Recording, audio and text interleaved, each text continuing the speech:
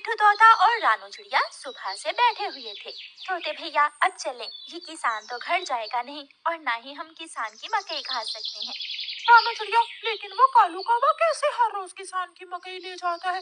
वो कल भी मेरे सामने किसान की मकई खा रहा था। मैंने पूछा तो कहने लगा ये किसान के खेत से लाया हूँ। वो एक नंबर का चोर है, किसी न किसी तरह वो मकई चोरी करके ले जाता होगा। किसान खेत में काम कर रहा था और चिड़िया और तोता बिना मकई खाए ही जंगल वापस चले जाते हैं। हाँ भी तोते और चिड़िया, बताओ क्या आज तुमने किसान के खेत से मकई खाई है? ना, हम तो सुबह से दोपहर तक पेड़ पर बैठे रहे, लेकिन वो किसान है कि घर गया ही नहीं और हम थक हार कर बिना मकई खाए ही जंगल लौट आए। मैं तो जा रहा हूँ, पेट भर मकई खाऊंगा भी और अपने साथ भी लेकर आऊंगा। कालू कौवा इंसानों की बस्ती की तरफ जाता है। कालू कौवा किसान के खेत में जाकर किसान से कहता है, किसान, तुम्हें तुम्हारी पत्नी घर बुला रही है, तुम्हारे घर में मेहमान आए हैं। अच्छा, तो मैं जल्दी से घर जाता हूँ। काफी शुक्रिया जो तुमने मुझे बता दिया। किसान अपने घर चला जाता है और कौवा मजे मजे से किसान के खेत से मकई खाने लगता है।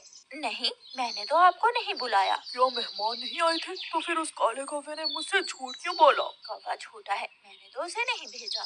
कौवा पेट भरकर मकई खाता है और कुछ मकई अपने साथ लेकर वापस जंगल लौट जाता है। कौवे कौवे, एक मकई का भुट्टा मुझे भी दे दो।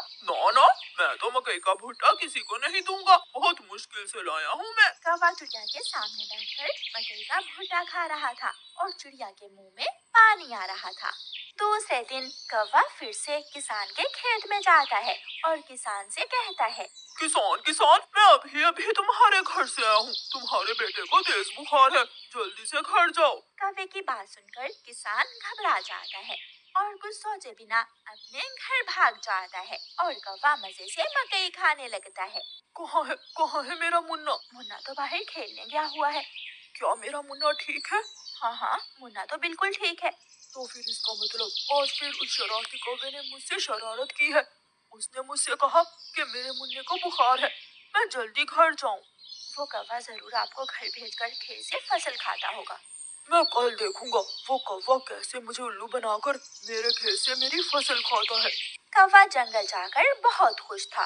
वो जो मकई अपने साथ लाया था वो तोते और कबूतर के सामने बैठकर खाता है। वाह, मजा ही आ गया, ये मकई तो बहुत स्वादिष्ट है। यार कौवे, थोड़ी सी मकई मुझे भी दे दो। हाँ ठीक है, अगर तुम मेरे घर का काम कर दो तो मैं तुम्हें भी मकई दे सकता हूँ।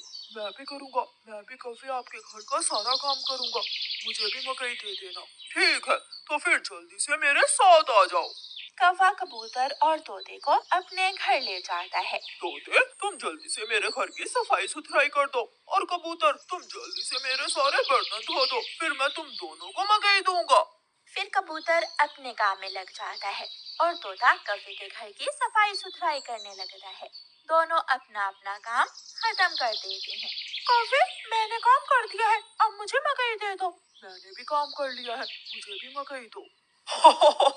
कौन सी मकई? चलो भाग जाओ यहाँ से तुम दोनों, मैं तुम्हें कुछ नहीं देने वाला।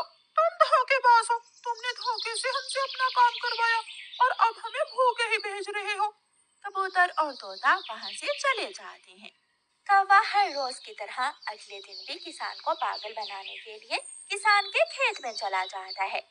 कौवा किसान के पास जाता है और किसान से कहता है, किसान, मैं अभी देख कर आया हूँ, तुम्हारी गाय जंगल की तरफ जा रही है, शायद उसकी रस्सी टूट गई होगी।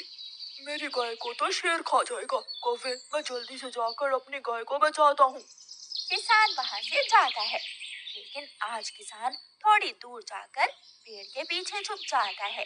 कौवा किसान के खेत में जाकर मकई खाने लगता है। तो ये कौवे का बच्चा इसलिए मुझे हर रोज किसी न किसी तरह खेत से भेज देता है। जब तक मेरे पास बड़ा दिमाग है, मुझे किसान की फसल खाने से कोई नहीं रोक सकता। किसान के पास बंदूक थी।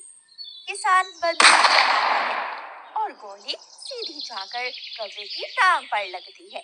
कौवा बहुत मुश्किल से वहाँ से भागता है और किसी न किसी तरह अपने जंगल वापस पहुँच जाता है। वो अपने घर के बाहर आकर गिर जाता है। हाय, मर गया।